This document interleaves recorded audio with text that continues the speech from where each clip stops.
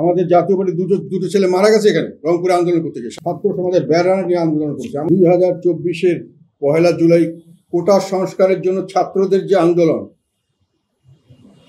সেই আন্দোলন যখন তারা শুরু করে 3রা জুলাই আমি জাতীয় সংসদে দাঁড়িয়ে বলেছিলাম, এটা ছাত্রদের শুধু কোটা সংস্কার আন্দোলন নয়, এটা দেশের মানুষের বৈষম্য বিরোধী আন্দোলনের একটা পরিপ্রকাশ। এবং সেইখানে আমি বলেছিলাম যে বাংলাদেশের মানুষের একটা বৈশিষ্ট্য হলো তারা বৈষম্য বিরোধী আন্দোলনে কোনো সময় পিছু পা হয় না, যে কোনো ত্যাগ স্বীকার করে যতক্ষণ না তারা এই আন্দোলনে জয়লাভ করে। এবং আমি সরকারকে হুঁশিয়ার করে বলেছিলাম, এই বিষয়টি কি খুব ছোটভাবে দেখবেন না, এটা বড় ধরনের সমস্যা। আপনার সংসদে এগুলো বলার রেকর্ড আছে, সমস্ত নিউজ পেপারে এগুলো আসছে, ভিডিও আসছে, সবখানে আছে। তো তারপরে বৈষম্য বিরোধী আন্দোলন তারা এটা শুনলো না। যাই হোক, সেখানে সেই আন্দোলনে কিন্তু 99% আমি আবার বলছি, 99% দেশের মানুষ সেই আন্দোলনে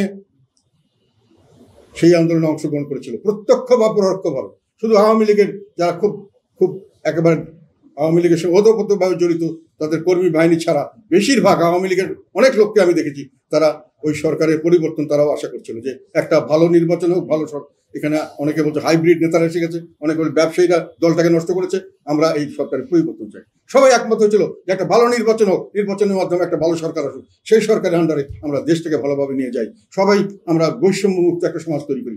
সেইখানে 99% এই একতাবদ্ধ মানুষকে নিয়ে যখন সরকার গঠন করা হলো, কিছুদিন পরে আমাদের সরকার প্রধান বললেন যে এটা এই আন্দোলনকারীরা বৈষম্য বিরোধী আন্দোলনকারী নেতা এ সমন্বয়, ওরাই হলো আমার নিয়োগদাতা, ওনার হলো আমাদের অভিভাবক।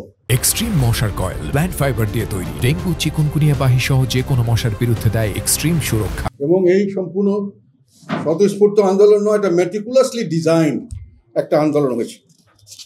জাতীয় পার্টির নেতাকর্মীরা এইখানে সব সময় জড়িত ছিল, আমি ডকুমেন্ট দিয়েছি, আবার বলতে চাই, এখানে আমাদের জাতীয় পার্টির দুটো ছেলে মারা গেছে এখানে রংপুরে আন্দোলন করতে গিয়ে, সারা দেশে আমাদের লোকেরা এখানে ছিল।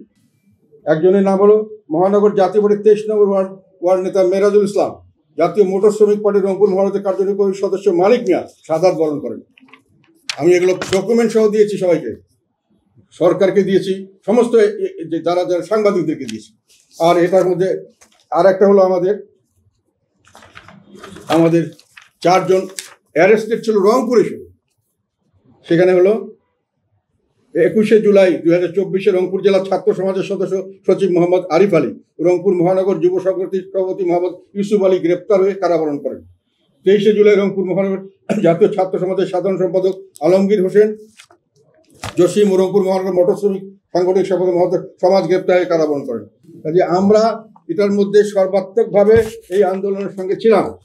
এবং রংপুরে আমরা ছাত্র সমাজের ব্যানার নিয়ে আন্দোলন করছি। আমাদের অনেক নেতাকর্মীর বিরুদ্ধে হুলিয়া ছিল, তারা বাসা থাকতে পারছিল না, আমাদের বিরুদ্ধে নানান রকম তারা আমাদের পার্টি অফিসে হামলা করার চেষ্টা করেছে। আওয়ামী লীগেরা আমাদের উপরে অনেক ধরনের, এবং পুলিশ নিয়ে আমাদের অনেকের বাসা রেড করেছে, অনেক অত্যাচার করেছে, আমাদের দুঃখদের উপর অনেক অত্যাচার করেছে।